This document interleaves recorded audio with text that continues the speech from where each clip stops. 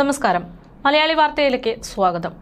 പകുതി വിലയ്ക്ക് സ്കൂട്ടറും മറ്റ് ഗൃഹോപകരണങ്ങളും നൽകാമെന്ന വ്യാജേന തട്ടിപ്പ് നടത്തിയിട്ടുള്ള സംഭവത്തിൽ കൂടുതൽ വിവരങ്ങൾ ഇപ്പോൾ പുറത്തുവരികയാണ്. മുഖ്യപ്രതി അനന്തു കൃഷ്ണന്റെ അറസ്റ്റിന് പിന്നാലെയാണ് കൂടുതൽ ആളുകളുടെ പേരുകൂടെ പുറത്തുവരുന്നത്. അനന്തുവുമായി ബന്ധപ്പെട്ട നിരവധി പ്രമുഖർ പ്രവർത്തിക്കുന്നുണ്ട് എന്നുള്ളതാണ് സൂചന. നിലവിൽ സമൂഹ മാധ്യമങ്ങളിലെല്ലാം തന്നെ അനന്തു കൃഷ്ണകുമാറുമായി ബന്ധപ്പെട്ട് ഭരണ പ്രതിപക്ഷ വ്യത്യാസമില്ലാതെ നിരവധി നേതാക്കന്മാരുമൊത്തുള്ള ചിത്രങ്ങൾ പ്രചരിച്ചു വരുന്നുണ്ട്. ചിത്രത്തിൽ ഏതൊക്കെ രാഷ്ട്രീയ പ്രവർത്തകർക്ക് തട്ടിപ്പിൽ പങ്കുണ്ട് എന്ന കാര്യത്തിൽ ഇതുവരെ പോലീസിന് ഒരു വ്യക്തത വന്നിട്ടില്ല. ഇതിനിടയിലാണ് അഭിഭാഷകയും കോൺഗ്രസ് നേതാവുമായിട്ടുള്ള ലാലി വിൻസെന്റിനെയും പോലീസ് പ്രതി ചേർത്തിരിക്കുന്നത്. കണ്ണൂർ ടൗൺ പോലീസ് എടുത്തിട്ടുള്ള കേസിലാണ് അനന്തുവിന്റെ നിയമോപദേഷ്ടാവും കോൺഗ്രസ് നേതാവുമായിട്ടുള്ള ലാലി വിൻസെന്റിനെ 7ാം പ്രതിയാക്കിയിട്ട് പോലീസ് കേസെടുത്തിരിക്കുന്നത്. അനന്തു കൃഷ്ണന് നിയമോപദേശം നൽകിയിട്ടുണ്ട് എന്നും തട്ടിപ്പിൽ പങ്കില്ല എന്നുമാണ് ഈ സംഭവത്തിന് പിന്നാലെ ലാലി വിൻസെന്റ് പ്രതികരിച്ചിരിക്കുന്നത്. അതേസമയം സംസ്ഥാനത്തെ വിവിധ ജില്ലകളിൽ നിന്നായി തട്ടിപ്പിന് ഇരയായവർ നൂറുകണക്കിന് പരാതികളുമായാണ് ഇപ്പോൾ പോലീസ് സ്റ്റേഷനിൽ എത്തുന്നത് എന്നതാണ് അന്വേഷണ സംഘം വ്യക്തമാക്കുന്നത്. ഇങ്ങനെ നിരവധി പേർ രംഗത്തെത്തിയതോടെ പ്രത്യേക അന്വേഷണ സംഘം രൂപീകരിക്കാനുള്ള ആലോചനയിലാണ് പോലീസ്.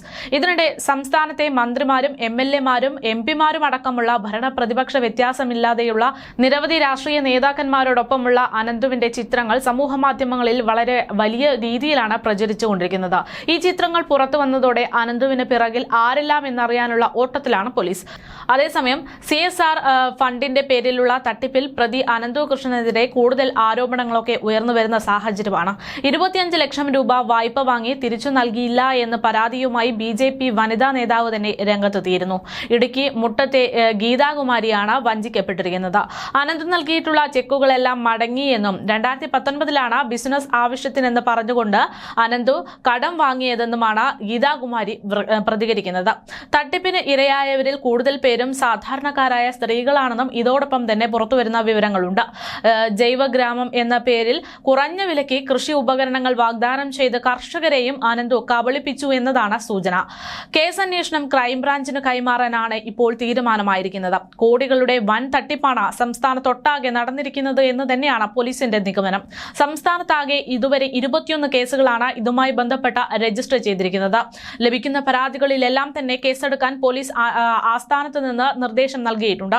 പദ്ധതിയുമായി സഹകരിച്ച സ്ഥാപനങ്ങളിൽ നിന്ന് വിവരം തേടാനാണ് ഉദ്ദേശിക്കുന്നത്. വിവിധ ജില്ലകളിൽ നിന്ന് കൂടുതൽ പരാതികൾ ലഭിക്കുന്ന സാഹചര്യത്തിൽ ക്രൈംബ്രാഞ്ചിന്റെ സാമ്പത്തിക തട്ടിപ്പ് അന്വേഷണ വിഭാഗത്തെ കേസുകൾ ഏൽപ്പിക്കാനുള്ള തീരുമാനവും വരുന്നുണ്ട്.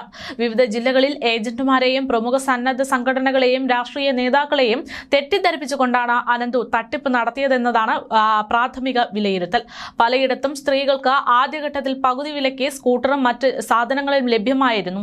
ഇതോടെയാണ് പലരും ഇതിൽ വിശ്വസിച്ച പദ്ധതിയിലേക്ക് അടുത്തത്. വിവിധ കമ്പനികളുടെ CSR ഫണ്ട് ഉപയോഗിച്ചുകൊണ്ടാണ് പണം കണ്ടെത്താനായി പോകുന്നത് എന്നതായിരുന്നു ഈ തട്ടിപ്പ് നടത്തുന്നതിന് മുമ്പുള്ള വിശദീകരണം. എന്തായാലും സംഭവത്തിന് പിന്നിൽ പ്രവർത്തിക്കുന്നത് ഒരു വലിയ ശൃംഖല തന്നെയാണ് എന്ന് ഉറപ്പിക്കുകയാണ് അന്വേഷണ സംഘം. കൂടുതൽ അന്വേഷണം മുന്നോട്ട് പോകുമ്പോൾ കൂടുതൽ വിവരങ്ങൾ പുറത്തുവരും എന്ന് തന്നെയാണ് പോലീസ് പ്രതികരിക്കുന്നത്.